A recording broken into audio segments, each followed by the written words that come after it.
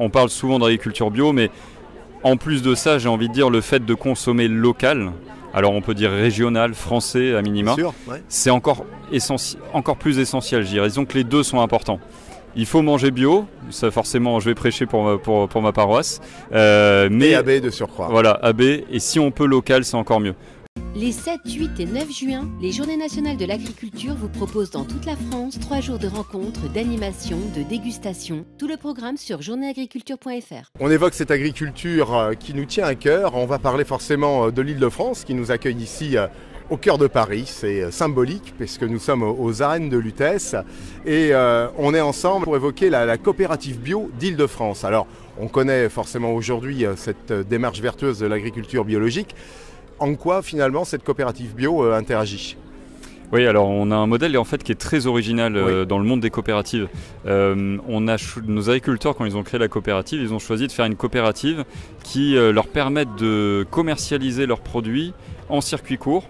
Alors en bio et en local évidemment aussi, mais aussi en circuit court de façon à garder la main sur la commercialisation de leurs produits et assurer comme ça, en limitant le nombre d'intermédiaires, assurer le fait d'avoir une bonne répartition de la valeur et donc une bonne rémunération pour les agriculteurs. Et on sait que c'est vraiment un sujet hyper important dans le monde agricole, que ce soit dans le bio ou ailleurs aujourd'hui.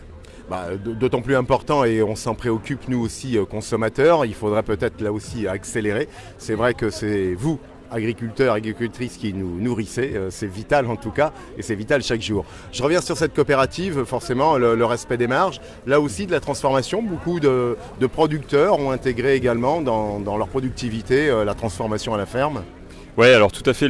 Déjà, nous, le modèle agricole qu'on défend, effectivement, c'est une agriculture diversifiée. Pourquoi diversifiée ? Parce que déjà, d'un point de vue économique, ça permet aux agriculteurs d'être moins dépendants des aléas climatiques. Quand ils font en général 8, 9, 10 cultures différentes, s'il y a un aléa climatique une année, toutes les cultures ne sont pas touchées. Et ensuite, le fait de faire de la transformation à la ferme ou au sein de la coopérative, ça leur permet d'apporter de la valeur ajoutée à leur production et aussi du coup d'internaliser une partie de la marge qui serait perdue si c'était vendu uniquement à des industriels. Donc tout ça, ça va dans une logique de diversification qui est aussi cohérente avec le besoin environnemental qui est recherché. Par exemple, on fait beaucoup de légumineuses dans les fermes agricoles. En bio, c'est indispensable parce que, comme vous le savez sûrement, c'est les seules plantes qui peuvent capter l'azote de l'air pour le mettre dans le sol. Et donc, ça permet de se passer des engrais azotés.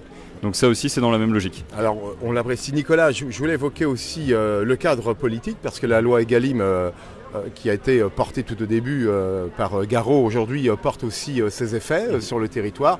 On est à 50%, je dirais, de proximité d'agriculture biologique engagée sur nos cantines républicaines. C'est important, là aussi, ce mouvement qui incite, là aussi, une reconnaissance, une appréciation, puis je dirais une alimentation santé pour nos plus jeunes. Oui, alors c'est hyper important.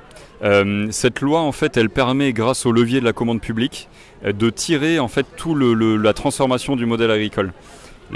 Juste pour rappeler ça rapidement, la commande publique, les marchés publics pour les cantines scolaires, bien sûr, ça nous permet en fait, quand nous on y répond, ça nous permet d'avoir de la visibilité sur 3-4 ans avec des prix et des volumes garantis. Et ça, c'est super important parce que nous, on peut dire à nos agriculteurs derrière, on s'engage pendant 4 ans, on vous achète telle quantité de produits à tel prix. Et donc, s'ils veulent investir, s'ils veulent changer de modèle, se diversifier, ça leur garantit des débouchés. Et donc, c'est un des seuls leviers qui existent en France qui soit aussi structurant et valorisant pour les agriculteurs. Donc, c'est essentiel pour transformer le modèle agricole. Alors un label que bon nombre aujourd'hui de consommatrices, consommateurs reconnaissent. Des fois, une légère ambiguïté demeure entre la feuille européenne et notre ancien logo AB.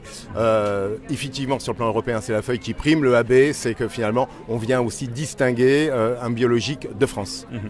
Oui, complètement. Alors, déjà pour rappeler effectivement que le label bio, d'une manière générale, garantit d'un cahier des charges strict au niveau européen, qui est déjà mieux disant sur plein d'aspects, notamment sur la biodiversité et sur plein d'autres sujets.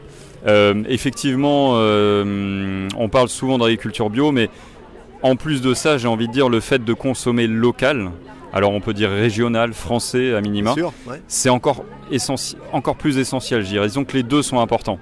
Il faut manger bio, ça forcément je vais prêcher pour ma paroisse. Mais AB de surcroît. Voilà, AB, et si on peut local, c'est encore mieux. Le local n'est pas forcément synonyme d'écologie. En revanche, le bio, oui, beaucoup plus. Et le local, pour le coup, on s'assure des deux aspects. Alors, dernier engagement, parce qu'on est là à en parler, on sait que la télévision a mis en exergue finalement des métiers, les métiers de la cuisine. On voit nos chefs de plus en plus finalement fidèles aussi au goût, à cette diversité. C'est vrai qu'aujourd'hui, ça se match, chef agriculture bio, beaucoup se sont engagés. Complètement, et c'est aussi un des intérêts du local et de travailler avec les cantines scolaires. Nous, le gros intérêt qu'on voit là-dedans, c'est que à la fois effectivement pour les chefs dans les cantines, c'est super intéressant parce qu'on peut les emmener sur les fermes. Les fermes, elles sont à 50, 60 km de leur cantine, donc en une journée, ils peuvent aller voir ce qui pousse dans les champs et ce qu'ils commandent. Et ensuite, pour nos agriculteurs, c'est super aussi parce qu'ils voient concrètement où vont leurs produits, à quoi ils servent, et qui permettent de nourrir les enfants qui habitent à côté. Et ça, c'est essentiel de restaurer ce lien finalement. Alors pour monsieur, madame, tout le monde également, beaucoup de présence à la ferme, beaucoup de présence sur les marchés. Il suffit finalement de suivre, je dirais, les informations. Il y a un site fédérateur pour la coopérative bio d'Île-de-France? Oui, complètement. Vous pouvez nous retrouver sur Internet, sur notre site, aussi sur les réseaux, sur Instagram, sur Facebook, sur LinkedIn. On essaie de poster un peu toutes nos news là-dessus. Donc n'hésitez pas à nous suivre. Exactement. Merci Nicolas. Merci à vous.